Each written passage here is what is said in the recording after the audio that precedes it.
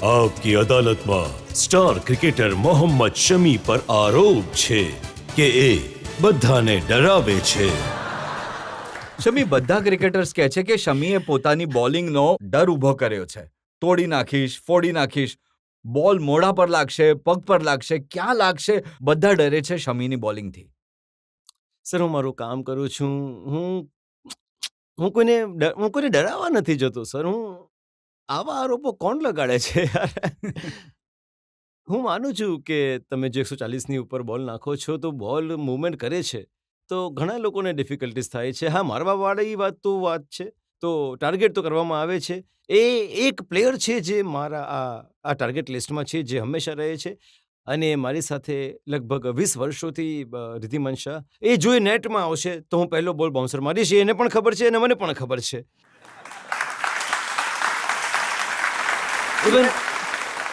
Even અમે બંનેને જ નહીં, આખી ટીમને ખબર છે, જો આ અંદર આવી ગયો ને આ બોલ નાખશે તો પહેલો બોલ બાઉન્સર નાખશે।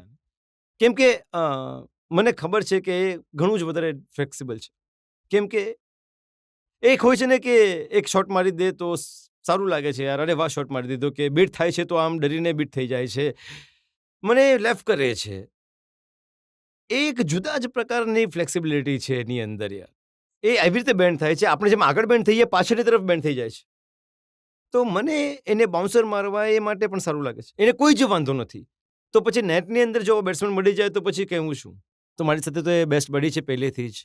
હવે રોહિત શર્મા ફરિયાદ કરે છે તો દુનિયાના સૌથી ખતરનાક બેટ્સમેનોમાંના એક છે। સારું, તમે મને એક વાત કહો, જો હું નેટ્સમાં છું, તમે મને કહો કે બાઉન્સર નહીં મારતો, તો હું બાઉન્સરની પ્રેક્ટિસ કરીશ ક્યારે યાર? જો મારી સામે બેટ્સમેન હશે ત્યારે જ તો હું પ્રેક્ટિસ કરી શકીશ ને। તો મારું કામ એક બે બાઉન્સર તો હું મારી શકું છું યાર, તો હું એ જ કરું છું। હવે તમે જો રોહિતની વાત હું તમને વાંચીને સંભળાવું છું। જી। રોહિત કહે છે કે એને નેટ પર એટલી વાર કહ્યું છે કે ભાઈ બાઉન્સર નહીં નાખતો, પણ એને એટલું ગમે છે અને કહે છે કે નીચેથી રમો, ઉપરથી નહીં મારો। જો મારે છે એક બે બાઉન્સર તો યાર બધા લોકો મારે છે, પણ મને વધારે બદનામ કર્યો છે। તો કહેવા પછી દો એમણે હવે। સ્મૃતિ મંદાનાનું એક ઉદાહરણ આપ્યું કે એમને બોલિંગ કરી રહ્યા હતા અને થાઈ પર એવો બોલ લાગ્યો કે 10 દિવસ સુધી પથારીમાંથી ઊભી ન થઈ શકે।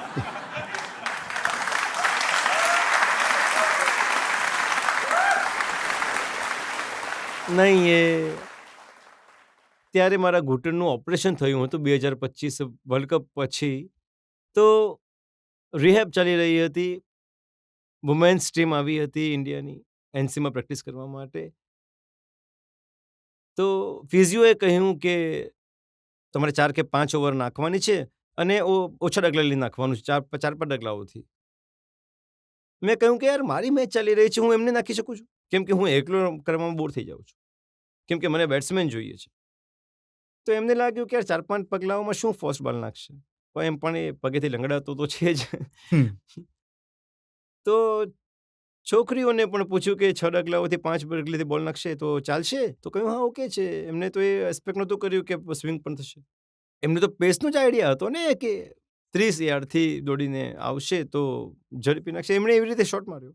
મેં એની જોડે વાત કરી, એને આઈડિયા હતો કે હાફ હશે તો 130 તો આવશે જ, એનાથી હાફ હશે તો એટલે કે 110-115 હશે, એમ કરીને એને આઈડિયા લગાવ્યો, પણ સ્વિંગ થશે એનો એને આઈડિયા નહીં કર્યો હતો।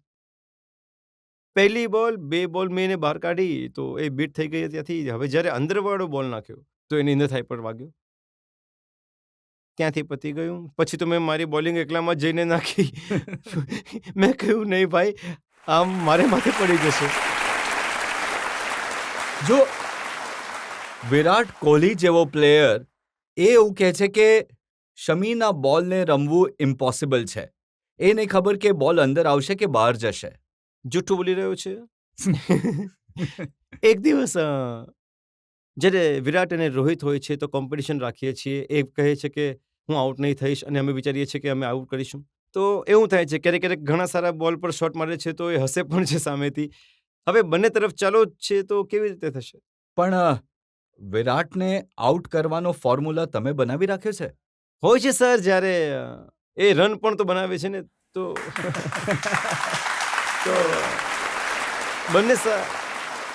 બંને સાઈડથી ચાલે છે કે જ્યારે તમે એઝ અ બોલર બનીને વિચારશો તમે આઉટ કરવા માટે જશો, એઝ એ બેટ્સમેન તમે વિચારશો તો તમે હંમેશા રન કરવા માટે વિચારશો. તો બંને ડિપાર્ટમેન્ટ આવા જ એ જ એગ્રેશનમાં ચાલે છે. બંને એકબીજાને અગેન્સ્ટ કે આ મને વધારે મારશે તો હું એને આઉટ કરવા માટે વિચારીશ.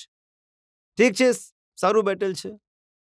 પણ તમે બંને જ્યારે એક ટીમમાં હોવ છો, વિકેટ તમે લો છો અને સેલિબ્રેટ વિરાટ કરે છે.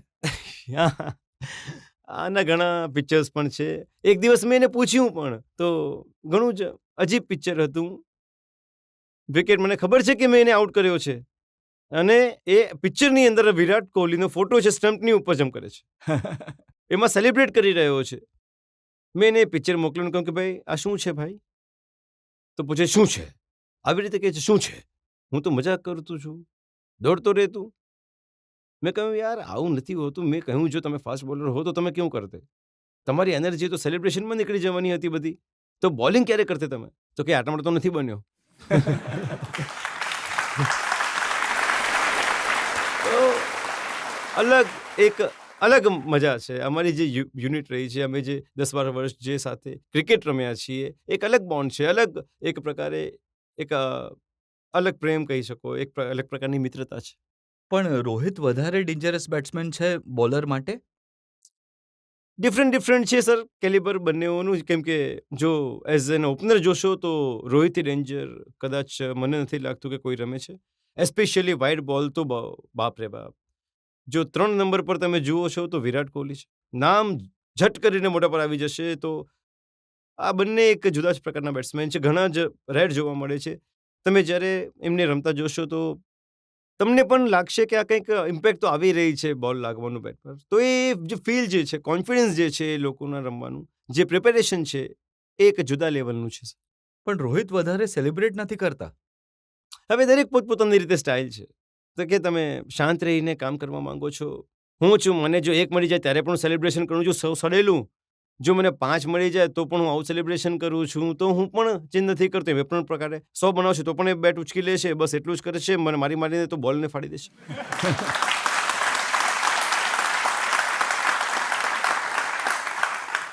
પણ રોહિતની એક સ્ટાઇલ છે ગાળો આપવાની. એ તો વધારે પડતી મુંબઈ સાઈડમાં જે લોકો રહે છે સોરી કહેતા રહેતા હોય છે.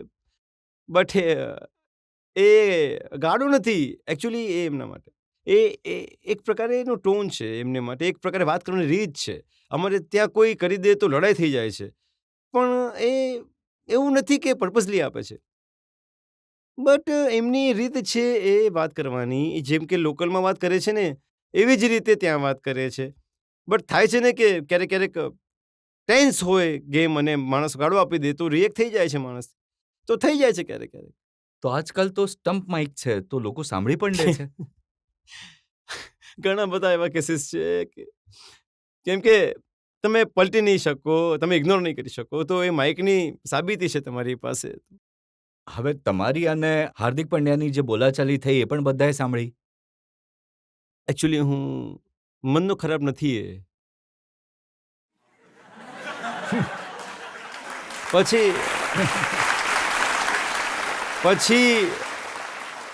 એણે રિએક્ટ કરી દીધું. એને પણ ખબર નહોતી કેમ થયું. મેં એને પૂછ્યું કે કા શું હતું? તો કે મને પણ નથી ખબર યાર.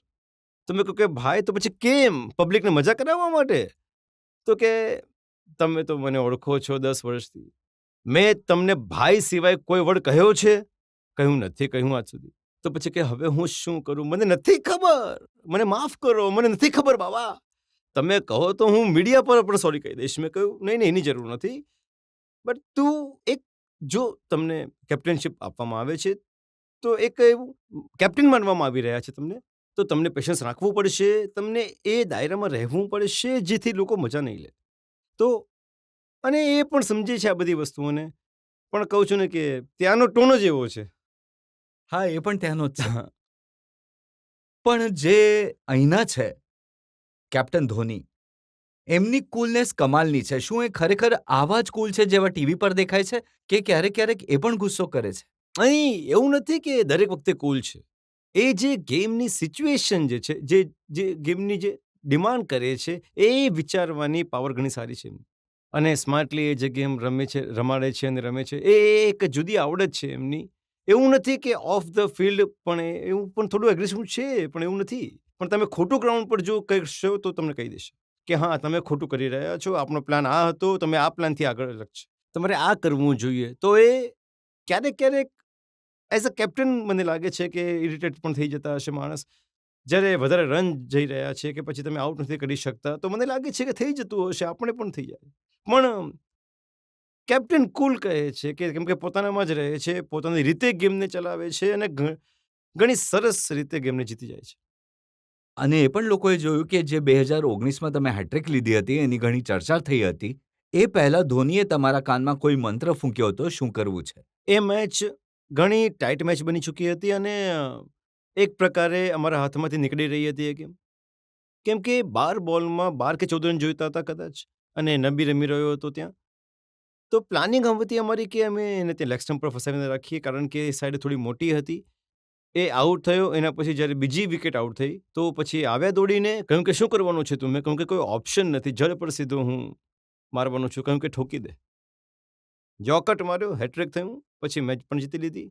એ તો ઇતિહાસ રચ્યો હતો તમે. એકવાર મેં સાંભળ્યું કે ઘણા નારાજ થઈ ગયા હતા ધોની, જ્યારે તમે મેકલમને જોરદાર બાઉન્સર ફેંક્યો હતો. હા, એક મતલબ થોડા એવું નથી હોતું કે નારાજ, બસ થોડું ગુસ્સે થઈ ગયા હતા. થોડું એકચ્યુઅલી એ વિરાટથી 14 રન પર કેચ છૂટ્યો હતો, પછી 300 ને પાર રન બનાવી લીધા.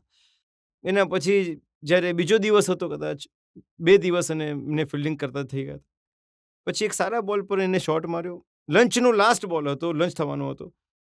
તો મેં બાઉન્સર કર્યો અને એ મહીભાઈની ઉપરથી જ નીકળી ગયો. ચોગ્ગો ગયો ત્યાંથી. તો લંચ થયું, અમે સાથે જઈ રહ્યા હતા. મને કે આ શું કર્યું તે? મેં કહ્યું યાર છોડી દો ને યાર હવે. તો કે અચ્છા મને શીખવાડે છે. ઘણા આવ્યા આવા શીખવાડવાવાળા. તો એ જે એક રિએક્શન સૌથી હાર્ડ હતું મારા માટે આજ સુધી લાઈફમાં. ઘણા બધા લોકો જે ક્રિકેટ તમારી સાથે રમે છે, એ કહે છે કે મોહમ્મદ શમી અને મહેન્દ્રસિંહ ધોનીનું રિલેશન એવું છે જેવું એક બાપ બેટાનું રિલેશન હોય છે. જો એમણે હંમેશા સારું ગાઈડલાઇન્સ આપ્યું છે વસ્તુઓને, એટલે કે શીખવાડવાના પ્રયત્નો કર્યા છે. કોઈ કન્ડિશન એવી કેવી છે, શું કરી શકીએ છીએ. એક સિનિયર પ્લેયરનું જે એક રોલ હોય છે, એ એમણે ઘણી સારી રીતે નિભાવ્યો છે. અને તમે સ્ક્રીન પર પણ હંમેશા જોતા હશો કે કેવી રીતે પ્લેયર્સને ચલાવે છે, સાથે કેવી રીતે ગેમને ચલાવે છે. એ ઘણું જરૂરી હોય છે એક પ્લેયરમાં. અને જ્યારે લીડર છો તો એમની સાથે તમે જ્યારે વાત કરો છો ત્યારે એક જુદા જ પ્રકારનો કોન્ફિડન્સ તમને મળે છે કે હા, એમની વાત કરવાની રીત અલગ છે. તમે કોઈ બીજા જોડે વાત કરો છો તો એની રીત અલગ હોય છે. તમે મિસ કરો છો તમે ફિલ્ડમાં ધોનીને? મિસ તમે એને હંમેશા ત્યાં કરો છો જ્યાં તમારા બેસ્ટ મોમેન્ટ હોય છે. જ્યારે તમે સારા ટુર્નામેન્ટ રમો છો તો તમે હંમેશા મિસ કરો છો. એવું નથી કે તમે મિસ નથી કરતા. હંમેશા ક્યાંક ને ક્યાંક આજે પણ આપણે જ્યારે ઘરમાં બેસીએ છીએ, વાત થાય છે, મેચની વાતો થાય છે, તો ક્યાંક ને ક્યાંક આપણા જેટલા પણ સાથી હોય છે એ દરેકની વાત થાય જ. તો ધોનીને લઈને એવી કઈ બેસ્ટ મોમેન્ટ છે જે તમને યાદ આવે છે? જ્યારે તમે ગેમની અંદર હોવ છો તો તમને કેટલી કામનેસ કરાવી દે છે તમારી અંદર, કે તમને જે પ્લાન જે છે દેખાય છે, બસ એ સૌથી સારી બાબત લાગતી હતી મને ધોનીની અંદર હંમેશા.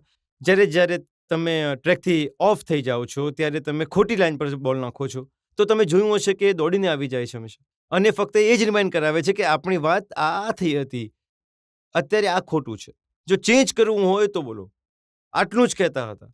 એ બાબત સૌથી સારી લાગતી હતી. એક બીજો સવાલ લઈ શકીએ?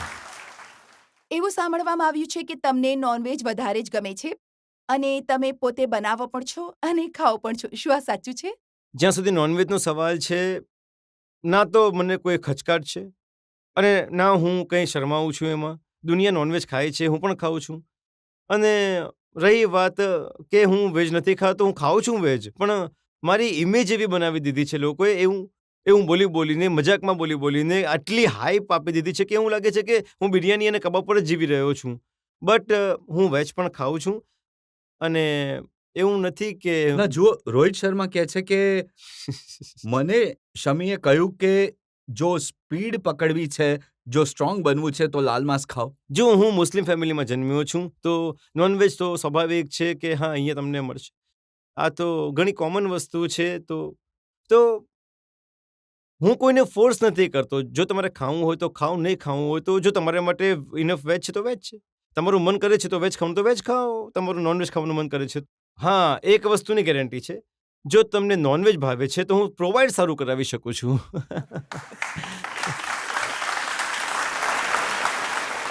રવિ શાસ્ત્રી કહે છે કે જ્યારે એ કોચ હતા, મેચ ચાલી રહી હતી, લંચ ટાઈમમાં એમણે તમારી પ્લેટ જોઈ બિરયાનીથી ભરેલી, તો એક કોમેન્ટ કરીને ગયા હતા, તમે ગુસ્સામાં પ્લેટ ફેંકી દીધી હતી. હા, 2018ની વાત છે, જ્યારે અમે સાઉથ આફ્રિકાની લાસ્ટ વાળી મેચ જીત્યા હતા. એ વાળી મેચની આ વાત છે. તો હવે લંચ મારી શું ભૂલ છે એમાં, મને એ જાણવું છે એમની પાસે. મેં કહ્યું, ભાઈ તમે બિરયાની મંગાવી છે, તમારા મેનેજરે બિરયાની લંચમાં પ્રોવાઈડ કરાવી છે, તો હું શું ખાઈશ? ખાઈશ તો બિરયાની. જ્યારે ખાવામાં બિરયાની લાગી છે તો બિરયાની જ ખાઈશ. તો એક તો અમે ફિલ્ડિંગ કરીને, પહેલા દિવસે અમે ફિલ્ડિંગ કરી હતી, આગલા દિવસે છેલ્લે દિવસ હતો, ફિલ્ડિંગ કરવાના હતા. એક સેશન અમે ફિલ્ડિંગ કરીને આવ્યા, ગરમ હતું એકદમ. મેં કહ્યું યાર જલ્દી ખાઈ લઉં, પછી થોડો આઈસ બાથ લઈશ, એના પછી હું ગ્રાઉન્ડ પર જઈશ. હવે હું જલ્દી ખાવાના ચક્કરમાં એ સમયે રવિભાઈ એન્ટર થયા. તો એમને લાગ્યું કે ઘણો અધીરો બનીને ખાઈ રહ્યો છે આ, એને કોઈ મેચ નથી પડી. તો એ સીન ત્યાં થઈ ગયો. એ બોલ્યા કે આને તો બસ બિરયાની ખવડાવો, આને કંઈ ફરક નથી પડતો. મેં આમ મોઢું જોયું કે આ શું છે યાર. બિરયાની મેં ફેંકી નહોતી, મેં પ્લેટને ત્યાં ટેબલ પર પુશ કરી દીધી અને હું ઊભો થઈ ગયો.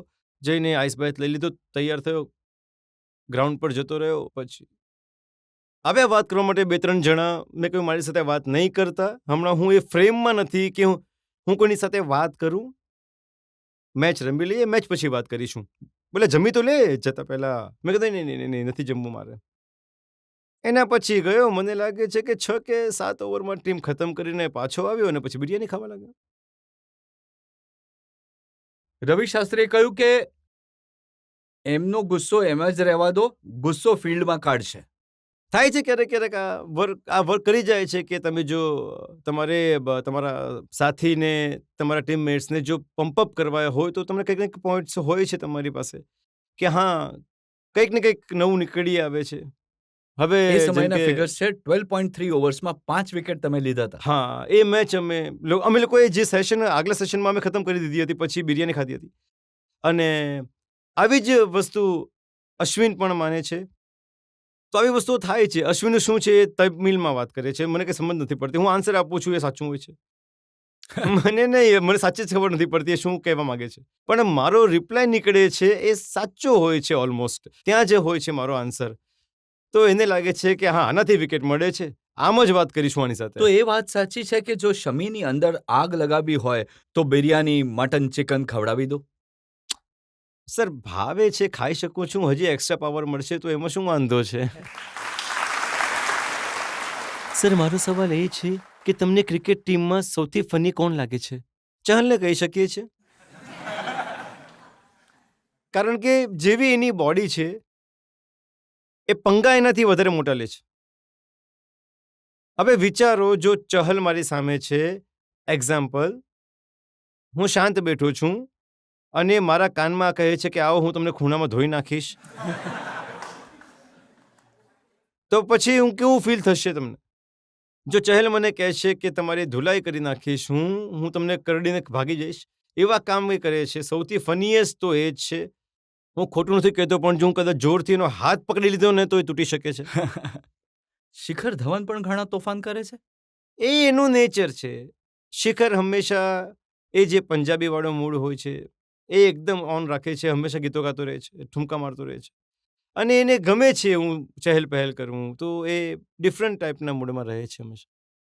સર હું સ્ટાર્ટિંગથી તમને મારા આઈડિયલ માનું છું. Thank you. હું તમારી પાસે એ જાણવા ઈચ્છું છું કે જે અમે તમને અમારા આઈડિયલ માનીએ છીએ, તમને જોઈને ઘણું બધું શીખીએ છીએ તમને જોઈને, તો હું જાણવા ઈચ્છું છું કે તમે કોને પોતાના આઈડિયલ માનતા હતા સ્ટાર્ટિંગમાં જ? સ્કિલ વાઇઝ જો તમે મને જુઓ તો ડેલ સ્ટેઇન મારી કેટેગરીમાં આવતા હતા. હાઇટ પણ કોઈ એટલી વધારે હતી નહીં, પણ પેસ પણ એટલી વધારે હતી નહીં, કોઈ ઓલમોસ્ટ મારી આસપાસના જ હતા એ.